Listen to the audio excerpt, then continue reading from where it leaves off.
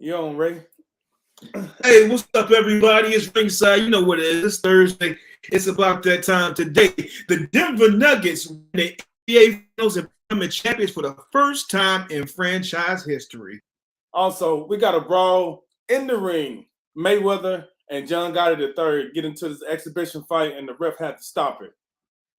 Oh hell! But first, we got to start with Teofimo Lopez. He's back on top at 140. More right after the break, baby. Give me the bridge now.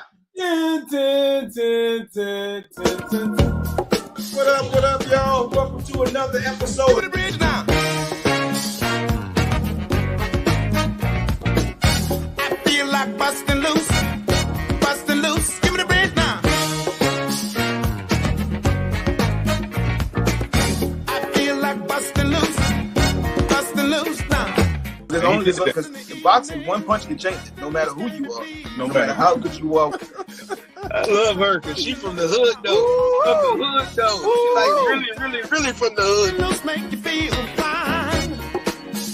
Talking about busting loose. That Scott said Nate will never live that down. No, he won't. But it's not about it's about how he gets up.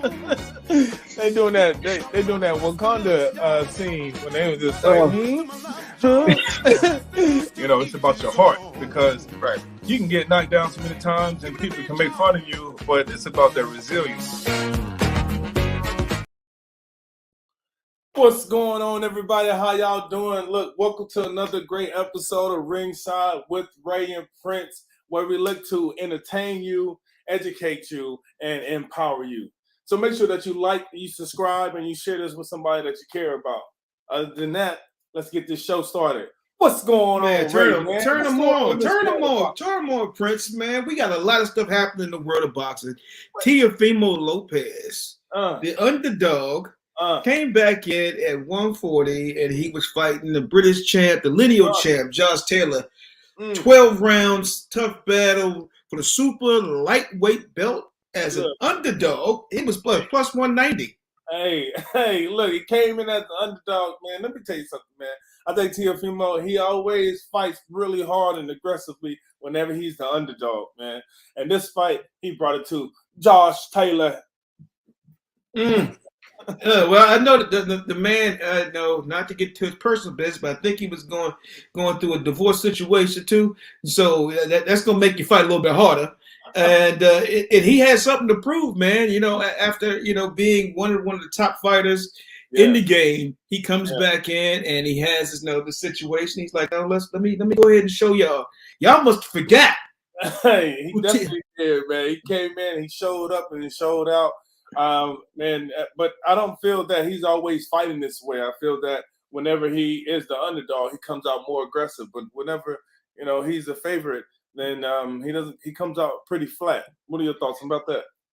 Well, you got those type of fighters, man. There's fighters that need motivation to get into the game and give it their best. Some people start getting to a certain level and they just start going through the motions. Yeah, right. But to be the ultimate champ, to be a superstar, like you have to fight like it's your last fight every single time. And that's what is missing sometimes, because you got some of these cats that come in here and say, okay, I'm okay with being champion. Yeah.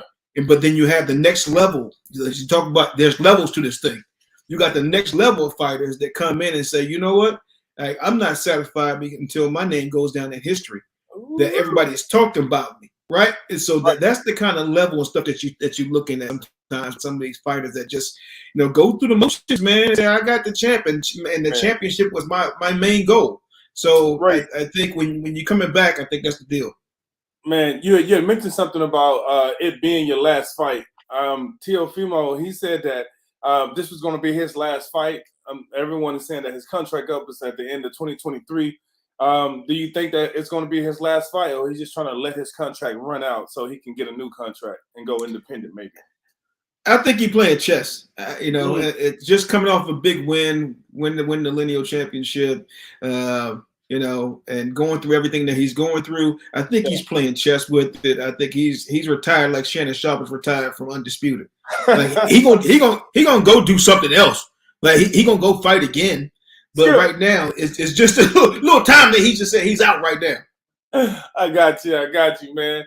Look, does that? Do you think that did he get paid a lot of money on this one? Because I think his purse was like $1 million, but I heard in boxing, man, before you can even touch it or see any of that $1 million, you got to pay everybody else before you can pay yourself. Ooh. Oh man, you like a walking ATM. They about to pull out, charge you fees.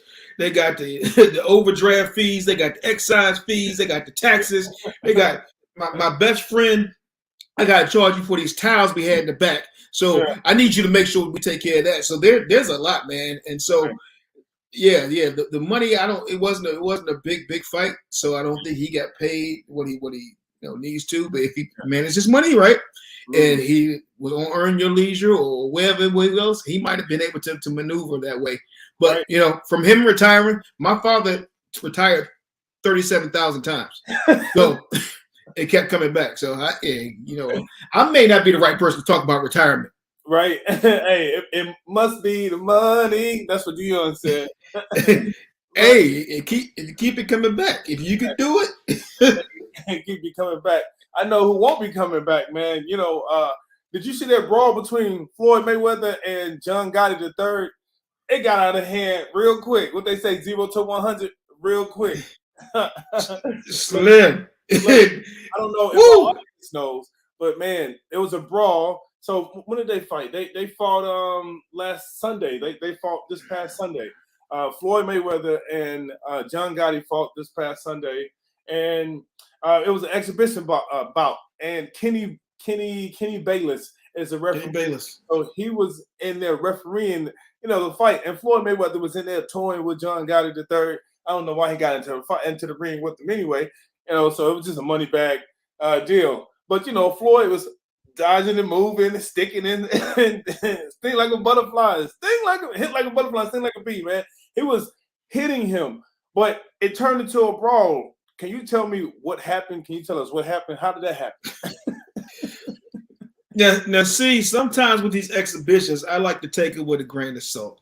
So sometimes you think it's just an exhibition. They show them what they can do, but this looked like there was some bad blood for real. This wasn't just a celebrity boxing situation. This came down to it like, here we go. We're gonna go ahead and rumble and fight. And after the fight, I guess Gotti III wasn't happy with the decision and what happened and how Floyd was talking to him. So he kept going and swinging. Then you had everybody in the backside swinging. You had what's her name, Josh Lean fighting in the back. You had all kinds of people. Like, man, fuck somebody out. What is going on? Is this WWE? What is it? I don't know, man. But what I saw was that it seemed like Floyd was getting hit. I mean, getting hits in on John Gotti, and the referee came in. And he just stopped the fight. It's an exhibition match, so I understand why he would stop the fight. But John Gotti, he got mad. He was just like, no, I got a name to uphold. You can't just be hitting me. Hey, Tony, we about to go and knock him out, Went over there and got rocked. Name to uphold without giving myself a trouble, Prince. I mean, name to uphold. Okay, I ain't gonna say nothing else. Because I am not gonna have Gotti's calling me and look, don't get in trouble, man, because they was on there putting out open threats on the internet. I'm just like, what are you doing? Some altercation happened some verbal altercation happened between John Gotti's sister, I believe, and Floyd Mayweather's daughter. And so it just got out of hand. There was a lot of words being thrown around. And then, openly she said that we're going to get you back. It may not be now. It could be 2 to 3 years, but just best believe we're going to get you back. It's just like, oh, my goodness. I mean, how crazy is that? I mean, everybody knows the internet is forever. You cannot be making salacious threats on the internet. Like, even if you – oh, man, this stuff is insane to watch this unfold. It's like a Madea soap opera. Madea goes start boxing. Look, man, here's the deal. At the end of the day, Floyd is still going to be Floyd. You get in the ring with Floyd, you're going to get your handed to you, man. And that's what happened with one of the Paul brothers, right? He was convinced that he won 3 rounds, but I ain't see it. I don't know about you, man. Hey, Jake Paul, he's out there preparing for his new fight. He's getting ready to make things happen. So, he's stepping in the ring and he's doing his thing. So I used to make fun of him But he looks like he's taking it serious. So I got to give him a shout out that he's actually stepping the ring and taking boxing serious. But yeah, it is a circus. It is a circus at times. Somebody said Josh Lean is pound for pound. Hey, he out there choking them pretty well and hitting them with the 1-2s and 3s. Bing, bing, bing. Man. In the words of Rick James, cocaine a hell of a drug. Hey, man. Look, I'm going to tell you what else was a hell of a game. Did you see, well, a hell of a series, because the Denver Nuggets, they ended up beating the Miami Heat on Monday for the NBA championship. That was a one-sided event, which we haven't seen in a while. So what did you think about this playoffs? What did you think about the championship game? Like, how did you feel about it, man? Man, shout out to Denver. Shout out to the Nuggets being the most unexciting team to ever win the NBA championship. No, I think the Spurs got them beat for the number 1 spot, man. Oh, well, they might be Spurs 2.0, man. I got all the respect for Joker. And Tim Duncan was the same way, right? His demeanor, he wasn't going to excite nobody with his game, but he was just going to go in there. He's going to put 35 on you and 18 and just go about his business. And that's what the Joker did. They stepped up at the right time. They played as a team. You had some old school veterans from a man Green. You had Jordan. All these old heads that have been waiting for a long time and playing the game the right way and came together. Contavious Caldwell Pope. He left the Lakers and went to another city. Man, and got his nugget. He got his ring. He got another nugget because didn't he win one with the Lakers in the bubble as well? I believe he did. He may not. He may not have. Somebody can correct me, but I know he left from there. He went to Denver, and he was just like, "Yeah, I already know. No, throw it up." What my man say? I can't remember his name. Donald just like put a ring on it as well as put a ring on it. Yeah, exactly. That's it.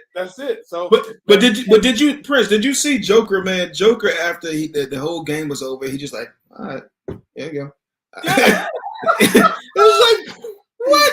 You just won the NBA championship.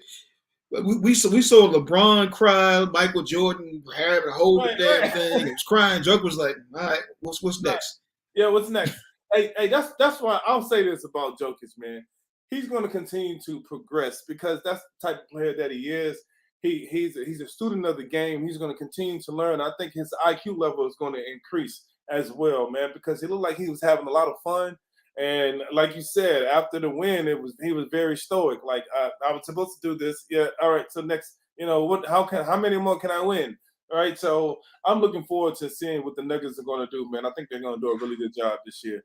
And the same as Jimmy Butler said, he don't want to go to he don't care about the Hall of Fame. He looked like that last game. That's how he played, like he ain't care about the Hall of Fame. Right, exactly, man, exactly. I get it. Somebody at TMG, yeah.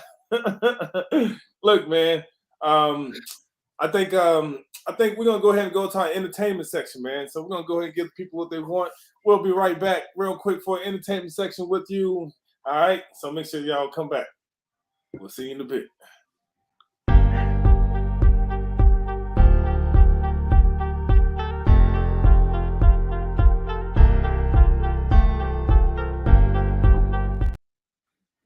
What's going on, everybody? We back in our entertainment section. You already know.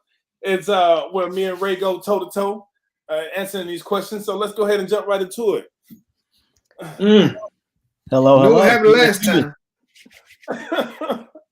There's our host. Yes, sir. All right. So this week we're going to be doing our ringside ring RQ. Prince and Ray are going to be going toe-to-toe over 5 rounds over a couple different sports, and let's see who comes out on top. Anybody in the comments, feel free to follow along. And if you're watching this later, leave your best trivia down in the comments below. Let's hop right into it.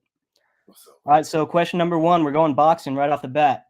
Manny Pacquiao's worst loss came against this fighter. This is a little bit subjective, but hey, if you know, you know. Ooh. Oh, this is eeasy work. That's easy work, right? I'm going with C. Manuel Marquez hit that man with the smack hammer. Hey man, when he hit him so hard, I thought he died. I was like, oh my goodness. I was in the house full of Filipinos. Oh, he was coming after him too. He was throwing the right hook and got caught with the left. Oh my God! Thought he died. Yes, sir. All right. Yep. You guys got it. You guys got I got my one. it. Next, we're gonna hop in a little bit basketball. Who was the first player to win MVP unanimously? I definitely know who it ain't. Right. I'm gonna say, man, unanimously. Wow. Oh. You gotta go with Michael Jordan, man. I'm gonna go ahead and get that. They love Jordan, right? But maybe he didn't. But maybe he didn't. You guys both I know it ain't. I know it ain't Michael Johnson. I know it ain't. No, that's for sure. All right. Well, both you guys got it wrong. It's my hometown boy. Steph Curry. Oh man, I was gonna say Steph, baby. 2016. He was. I ain't know. Dang it. All right. Next one. Who is the all-time leading scorer in men's college basketball? Let's see what you guys got for your college game. Well, here you go. Okay, I'm gonna go ahead and go with Pistol Pete. Larry Bird didn't stay long enough. Isaiah Thomas, had his move, and LeBron never played college ball, so I think giving it away to you, Prince. But I think Prince. I think you should pick. I think you should pick LeBron, Prince. LeBron's a real good answer. That's a good answer. You got both saying Pete? Yep, I'm going to say Pete. You guys are both right. Yeah. Good work. Talking about. All right, next question. Let's see. What team won 3 Super Bowls in the 90s? Dang, it's like this was already made. The Cowboys, baby. The Cowboys. Look at Ray.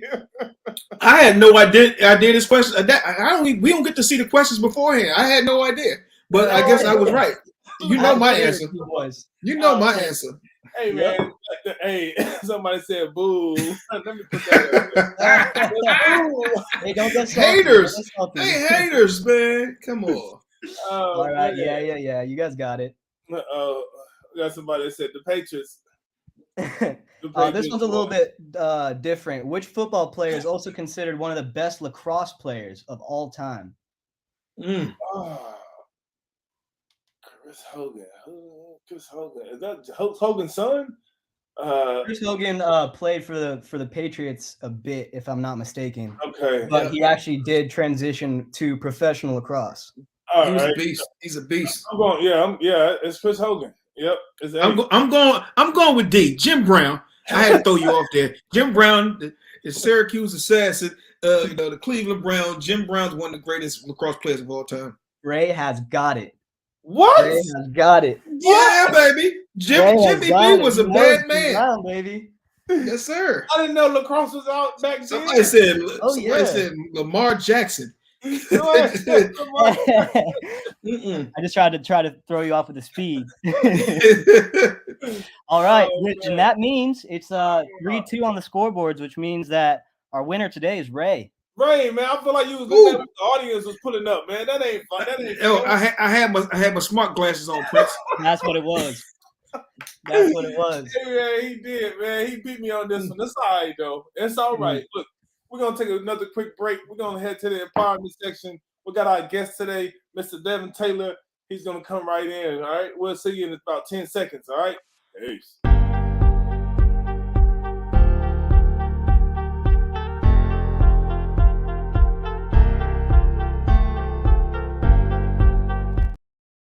What's going on, everybody? We back to from our empowerment section, 4-hour empowerment section. Excuse me, I'm saying 4 hours. We back. Anyway, look, you all, we are joined with the great guest. He is my trainer. He does Muay Thai and MMA fighting, and I've been knowing him for a while, man. He's a great fighter. He lives in San Diego, California, and he has a very interesting style of training. And man, I've seen him doing so incredible things. I enjoy being trained by him as a coach, and so he does a phenomenal job. But look, without further ado, I want to bring my man on. His name is Mr. Devin Taylor. Devin, what's going on, man? Welcome to the show, my dog. How you doing? Thank you, man. I'm doing great, man. I'm doing amazing. I'm breathing, man, and I got to be with you guys, so it's an honor. It's an honor. Welcome to the show, Devin. Knuckles and Chuckles. I like that. Yeah, that's right, man. Hey, Lots of people getting it. hey, man, we brought it up. Knuckles and Chuckles, man. Look, man, you know I follow you on Instagram and YouTube, man, and you always doing your favorite techniques of your elbows. You always taught me the 8 points of, you know, what you can use in terms of combat. You know, your fists, you got your elbows, you got your knees, you got your legs, feet, man. I love all of that, man. So, you know, you break down a lot of techniques in your videos, man. Can you tell us which one's one of your favorite? Yeah, man. My offhand would be the low kick. I love the low kick. So one of the breakdowns I do is Liam Harrison. He's a phenomenal guy that went over and I mean Ramon Deckers. I would say he's a little more back because I know a lot about this fight world, man. I love this, but Ramon Deckers was one of the first guys to go over and become a Muay Thai champion, bringing boxing to the world. So.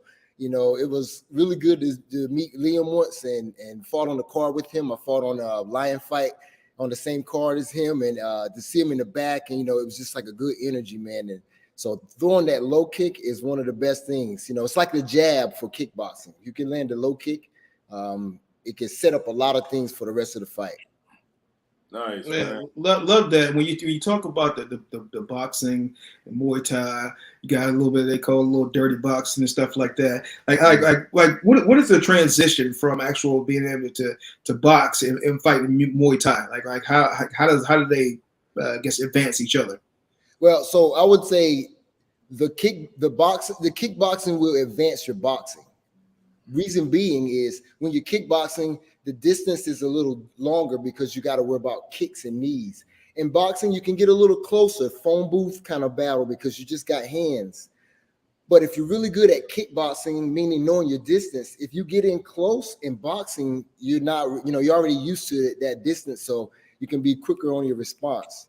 So that's why Ramon Decker destroyed a lot of guys because they were used to kicks, and once he learned how to kick to add to his boxing, he was destroying people because he would hit them with the liver shot from the boxing, and if they starts doing that, he'll chop them with the leg kick, and then that'll open up the liver again. He hit them and he'll chop them again. So really, really good breakdown, man. I love that stuff. Love it. They combine, it's like peanut butter and jelly, man. Hey, that's my favorite sound. Like yum, yum, yum, yum. You gotta eat it, bro. You gotta keep it through it. Hey, man, that's awesome, man. Look, real quick, I gotta jump off topic real quick, man. Yeah. Terrence Crawford, Errol Spence Jr. Who you got? Who you got? You know I wanted this. Yeah. All right, so I'm gonna say this. I'm gonna put this in levels. Off the bat, I'm gonna go Crawford. Reason being, Crawford is a little more savvy and technical. He has a little more weapons. And if you break it down in the weapons of boxing, if you orthodox, you got your left is your jab and your right is your strong hand. But if you can switch stance to southpaw, now you got 4 punches, if it makes sense. You know, now you got a jab on your right and a jab on your left. That alone changes him. When I first saw Crawford fight Gamboa, when he beat Gamboa, that put him on the map because he switched stance to southpaw and was landing everything from southpaw. And as went back to his corner, they was like, stay southpaw. And Gamboa never trained for a southpaw, so it just lit him up, you know. And that's what makes Crawford a little bit. Now, Errol Spence has power. He's fast. He's technical too, so he won't leave a lot of openings for Crawford. But with Crawford being able to switch stance, he can create his own openings. See, I hear that a lot. Everybody's talking about, you know, the versatility of Bud Crawford. I mean, I like Bud's toughness. You know, I've seen him get tagged in his last few fights. He got tagged, and then next thing you know, he's coming back like a bull. But see, that may be an issue if you try to come back like a bull against Errol Spence, who I think is a stronger fighter against him. So, I mean, for me, this is a toss-up. I keep saying I'm gonna give my actual opinion, and I'm gonna pick my fighter, but I'm still gonna wait. I ain't picking him yet. Bro, you can't do that, man. I gotta wait. I gotta wait, man. Hey, He Ray, can wait till July 20th and be like, all right, I know who it is. Yeah, it's gonna be July 29th on the top date, right before the fight. I'm saying I'm gonna pick him. I gotta see how they walk out to the ring. I gotta see their face because last week when I watched Amanda Nunez and the other girl, the Mexican girl, come out and fight. The Mexican girl came out, her face, her eyes like she ain't want to be there. She was like, nah. Man, bro. You can see that. Me being as a fighter, I've seen that. Yeah. When you look across, you can tell if they don't want to be there or not. You can't hide it. And you're right. Aldana didn't show everything. She felt like she didn't want to be there. Man. We got everybody. We talk about fights here and there, man. Oh man, I love this is the jam here, bro. Right? Hey, how do you go, Chris? You were asking because I want to ask, like, how do you train for that? Like, how do you train fighters? Do you take each one of your fighters? Do you train them in the same way, the same routine, or do you do something specific for each fighter because they all have different skill sets and styles, and you got to work with them? How do you? What is your style? How do you train folks? Well, I train them all like there's a basic, like there's a base to everything, but I make sure, as you say, like I want to make them better at where they're at. Good analogy is you have football and basketball players. They're both athletes, but they both can't play the same sport. But at the base of it, they're athletes. If you say, all right, run over there and run back, they can do that. So when it comes to the fight world, if I'm training a boxer, I'm not going to train him like I'm training a kickboxer. He don't need to do kicks. So that correlates into we won't do a lot of that type of stuff, like working his hip flexors, stretching to make sure he can kick high. I'll make sure he can really hit hard and he can rotate and pivot. Same things like MMA fighter. He got to shoot in and do takedowns. He has a lot of clinch work. But kickboxer, there's no clinching. You can't clinch in kickboxing. So I wouldn't train him the same. I'll still train him how to punch and kick, but we don't need to teach clinch because you're not going to clinch in the fight. That's how I would put everybody in their lane. They're all athletes, so I train them all get stronger, get faster, make sure mobility there, eat healthy. Yes, that's across the board. But when you cipher in different ones, I got, okay, you're a boxer, I'm going to train you like a boxer. Kickboxer, got you. Muay Thai, got you. MMA, they're all different. Even jiu-jitsu, there's no striking. So why would I work punches with a jiu-jitsu guy? He's not going to punch, but he's going to be grappling. His grip strength need to be strong. He's going to be grabbing the gi. So I would work a lot of farmers carries and stuff like that, So that's how I tailor them through. So I like that. But if I'm gonna go fight jiu-jitsu, I'm gonna punch somebody too. It's just in me to punch somebody. No, if we in jiu-jitsu battle and they throw me down, I'm gonna punch somebody. I'm gonna be like Gotti 3. I gotta go fight somebody, man.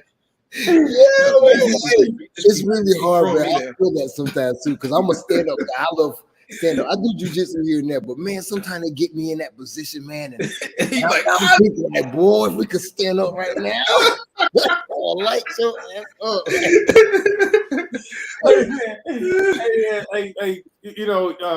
We both take our kids to jujitsu,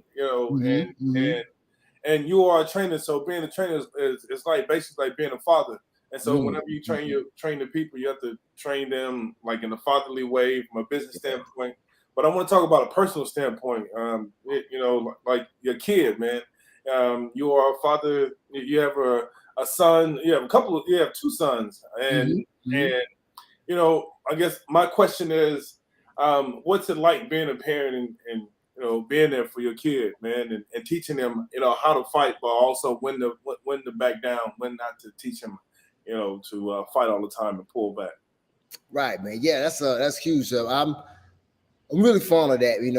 We all have our story. Like my father was there for me in a different way. He wasn't really there hands-on. He was like the work guy, so he wasn't really there. So when I saw the opportunity with my first son to I realized like, man, this human depends on me for everything.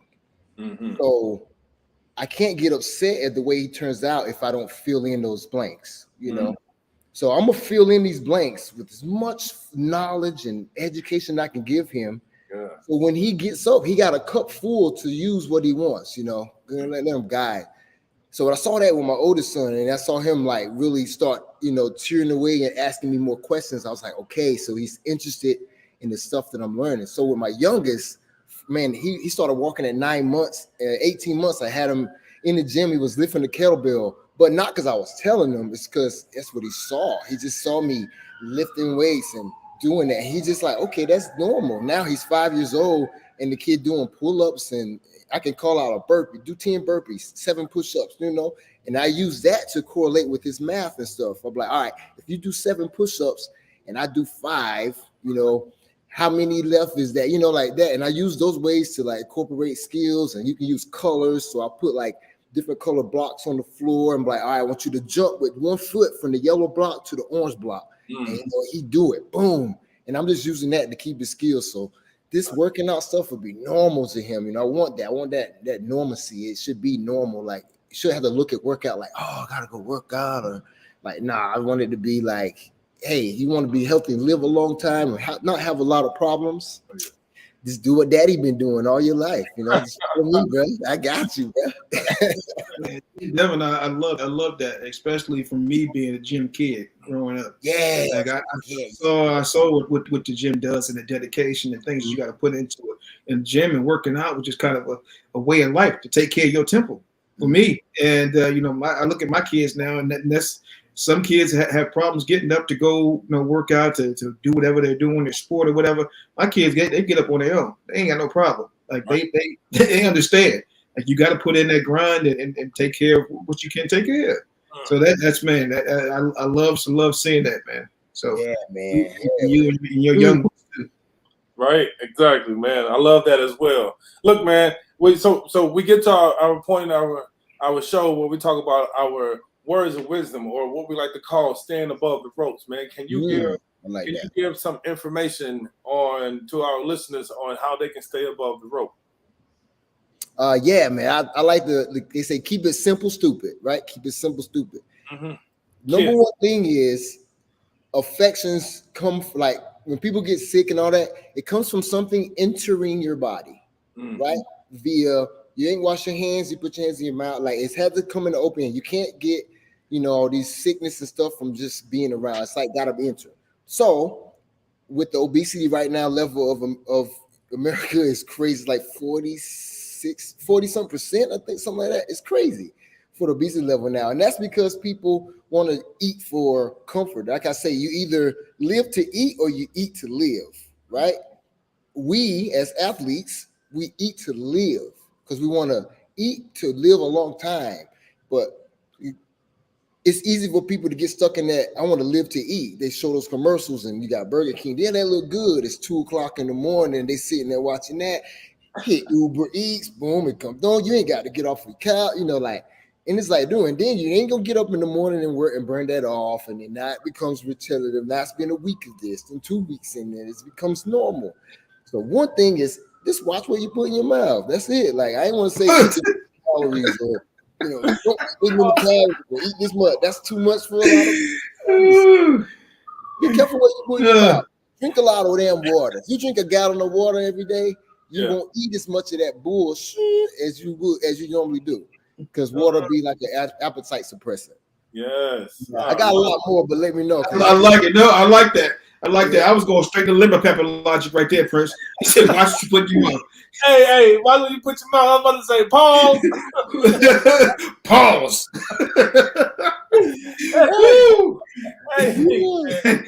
Man, we don't want to pause. We want to make sure that you keep going, man. You got a lot of knowledge for the people. Real quick, because we know you have to go, man. Where can people find you? I know we have the ticker. It says @highspeed_. Can people find you on Instagram, YouTube? Let us know. Yeah. So I'm on all platforms. highspeed_, and it's attached to Knuckles and Chuckles. I like to break down the fights and make you laugh, man. Ain't nothing like laughing, but knowing that I can kick somebody's ass too. It's the same thing. It's good, man. Hey, that's the worst right there. When you whooping somebody and you laughing like, look at this fool. Oh yeah. That's it. It's good. Hit a jab, bow. Be like, oh, I'm about to hit him all day. Pause. I had to pause my own self. Look, Devin, thank you so much for joining our show, man. We look to have you back at some point in time. Man. Absolutely, yeah, man. We appreciate your time, man. Have a good one. We're gonna Appreciate go ahead that. stand above the rope, man. Have a good one, man. Thank you guys, man. I really appreciate it. You guys are doing a great thing. I really appreciate what you're doing. Let's keep this going. Let's put this out to the world and do more and more of this. I'm available anytime, guys. Let me know. Man, most definitely, man. Appreciate it. We appreciate it. All right, yeah, that's why Gotti went on. Floyd was smiling. Ain't nothing worse than getting beat up and somebody smiling at you laughing.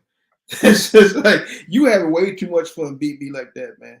He's like, I got a name to uphold. You can't just be hitting me like that. Yeah, come on, Slim. What you doing?